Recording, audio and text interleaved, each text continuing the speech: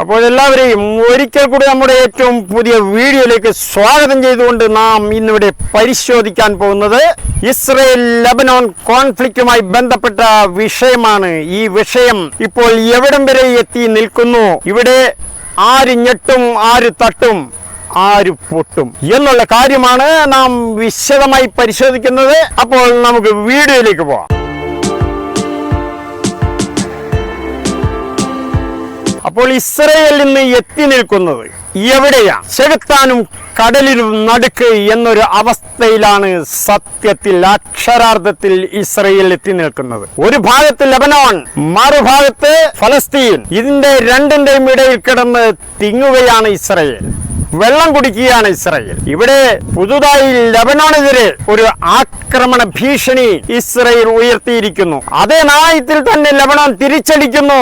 വരിക വരിക, ഞങ്ങൾ റെഡി, ഞങ്ങൾ തയ്യാർ എന്നാണ് ലെബനോൺ പറയുന്നത്. യഥാർത്ഥത്തിൽ ലെബനോണിന്റെ സൈനിക ശേഷിയും സൈനിക ശക്തിയും എത്രത്തോളം ഉണ്ടെന്ന് ഇസ്രയേലിനോ അമേരിക്കക്കോ ലോകത്ത് ഒരു രാഷ്ട്രത്തിനും അറിയില്ല. അവരെങ്ങനെ അവരുടെ സൈനിക ശേഷി വിളിച്ച് പറയാറുമില്ല.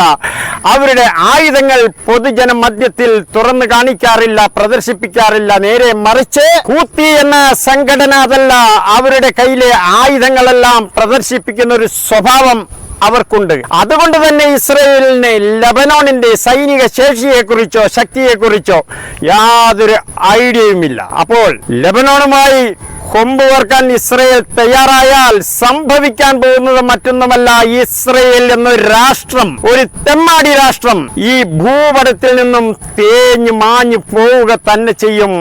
അത് ലെബനോണിലെ ഹിസ്ബുള്ള എന്ന സംഘടന അവരെ തേച്ച് മാച്ച് കളയുക തന്നെ ചെയ്യുമെന്ന കാര്യത്തിൽ യാതൊരു സംശയവും വേണ്ട. ഇവിടെ അമേരിക്കയും ബ്രിട്ടനും ഫ്രാൻസും ജർമ്മനിയും അടക്കമുള്ള യൂറോപ്യൻ യൂണിയൻ എന്ന സംഘം ഈ ഇസ്രയേലിന്റെ പിന്നിലുണ്ട്.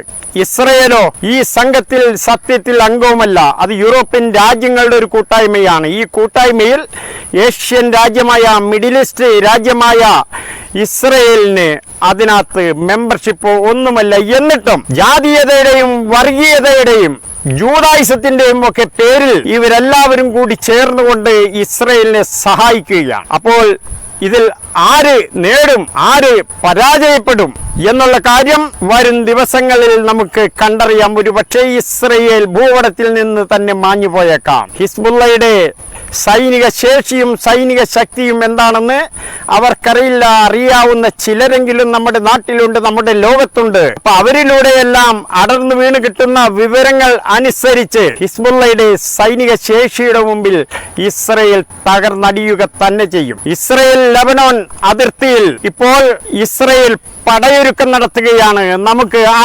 പടയൊരുക്കത്തിന്റെ ദൃശ്യങ്ങൾ ഒന്ന് കണ്ടു നോക്കാം.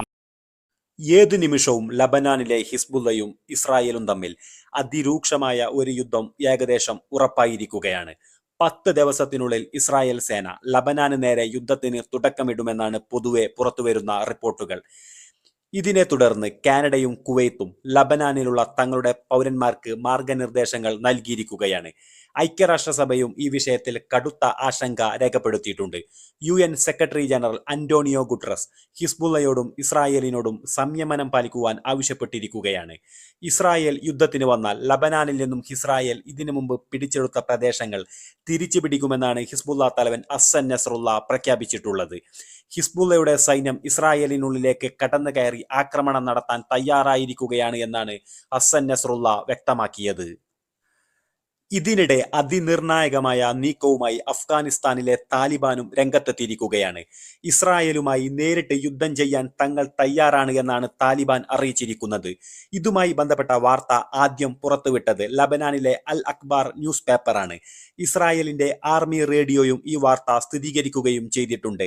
ലബനോനിലേക്ക് ഇസ്രായേൽ സേന കടന്നു കയറിയാൽ തങ്ങളുടെ ആയിരക്കണക്കിന് വരുന്ന സൈനികരെ ഇസ്രായേൽ സേനയെ തുരത്താൻ ലബനാനിലേക്ക് അയക്കാമെന്നാണ് താലിബാൻ നേതൃത്വം അറിയിച്ചിരിക്കുന്നത്.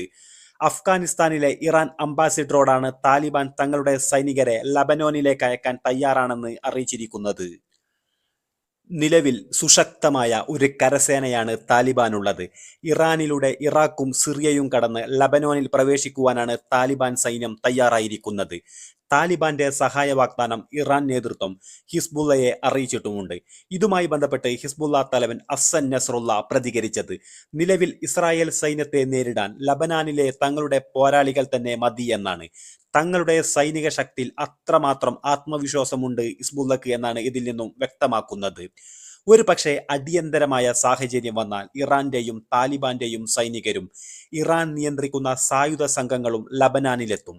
ചുരുക്കി പറഞ്ഞാൽ ലബനോനിൽ ഇസ്രായേൽ സൈന്യം ശരിക്കും ചക്രശ്വാസം വലിക്കും എന്നാണ് തോന്നുന്നത്.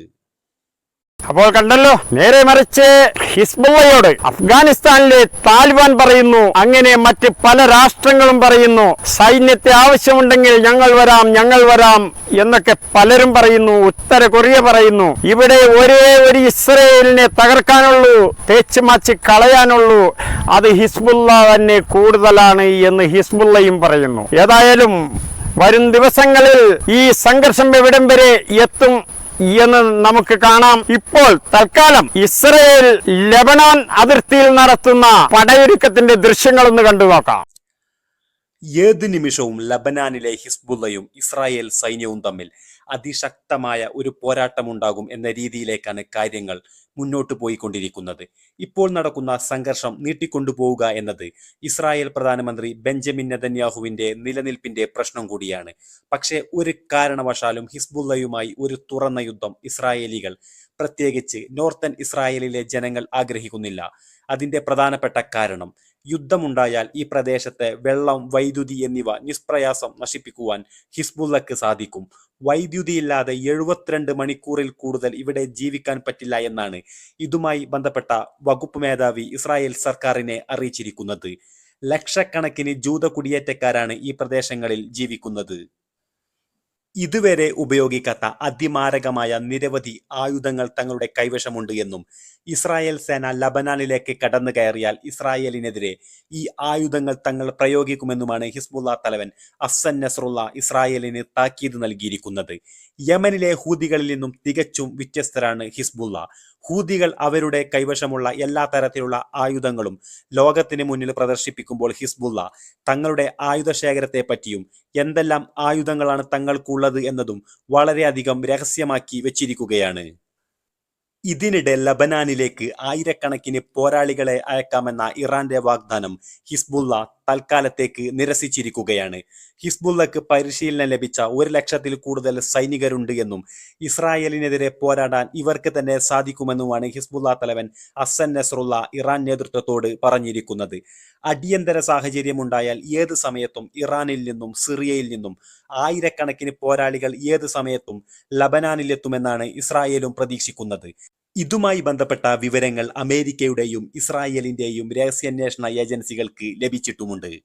ഇസ്രയേൽ പറയുന്നത് ലോകത്തെ എണ്ണം പറഞ്ഞ സൈനിക ശക്തികളിൽ ഒന്ന് ഞങ്ങളാണ്, ഒന്ന് അമേരിക്കയാണ്, പിന്നെ ബ്രിട്ടനും ഫ്രാൻസും ജർമ്മനിയും ഒക്കെയാണ് എന്ന് പറയുമ്പോഴും ഹിസ്ബുള്ള നിങ്ങൾ ഒന്നുമല്ല എന്ന് തെളിയിക്കുക. എങ്ങനെയാണ് അവർ അത് തെളിയിക്കുന്നത്? ഹിസ്ബുള്ളയുടെ ഡ്രോൺ ഇസ്രയേലിലേക്ക് അയച്ചിട്ട് ഈ ഡ്രോൺ ഇസ്രയേലിന്റെ ഏതെല്ലാം തന്ത്രപ്രധാന മേഖലകളുണ്ടോ ഇതിന്റെ എല്ലാം വീഡിയോ വിദഗ്ധമായി ഷൂട്ട് ചെയ്യുന്നു. അത് ഷൂട്ടിംഗ് എല്ലാം കഴിഞ്ഞുകൊണ്ട് ഇസ്രയേലിന്റെ ആണവ നിലയത്തിന് മുകളിൽ നിന്നുകൊണ്ട് വീഡിയോ എടുക്കുന്നു. ഞങ്ങളുടെ വ്യോമ പ്രതിരോധ മേഖല സംരക്ഷിക്കാൻ ഞങ്ങൾക്ക് അയൺ ഡോമുണ്ട്. അയൺ ഡോമിനെ വെല്ലാൻ പറ്റിയ ഒരു വ്യോമ പ്രതിരോധ സംവിധാനം ഇന്ന് ലോകത്ത് ഒരു രാഷ്ട്രവും കണ്ടുപിടിച്ചിട്ടില്ല. അതുകൊണ്ട് ഞങ്ങൾക്ക് ആരെയും ഭയമില്ല. ഞങ്ങൾ തകർത്ത് തരിപ്പണമാക്കും ഞങ്ങളുടെ വ്യോമാതിർത്തി ലംഘിച്ച് ഏതെങ്കിലും ശത്രു രാജ്യം വന്നാൽ എന്ന് പറയുന്ന ഇസ്രയേലിൽ ഈ ഹിസ്ബുള്ളയുടെ ഡ്രോൺ എല്ലാ മേഖലകളിലുമുള്ള വീഡിയോ ദൃശ്യങ്ങൾ, മർമ്മപ്രധാന മേഖലകളിലെ ദൃശ്യങ്ങളിലെല്ലാം ഷൂട്ട് ചെയ്തുകൊണ്ട് തിരിച്ച് അതിവിദഗ്ധമായി സുരക്ഷിതമായി ലബനോണിൽ ചെന്ന് ഹിസ്ബുള്ള കേന്ദ്രത്തിൽ ചെന്ന് ലാൻഡ് ചെയ്തിരിക്കുന്നു. അപ്പോൾ ആ വീഡിയോ അടക്കമുള്ള ചിത്രം അതും ഒരല്പം നമുക്ക് കണ്ടു നോക്കാം. Showing the which bank of objective, it is better to avoid the war and stop it now instead of being a destructive war on both sides. So it is telling Israel, if we have to go to the Stone Age, we're going together. So if you are ready for that, Lebanon has been accustomed to that several times and has been destroyed in many areas in previous wars, but you haven't.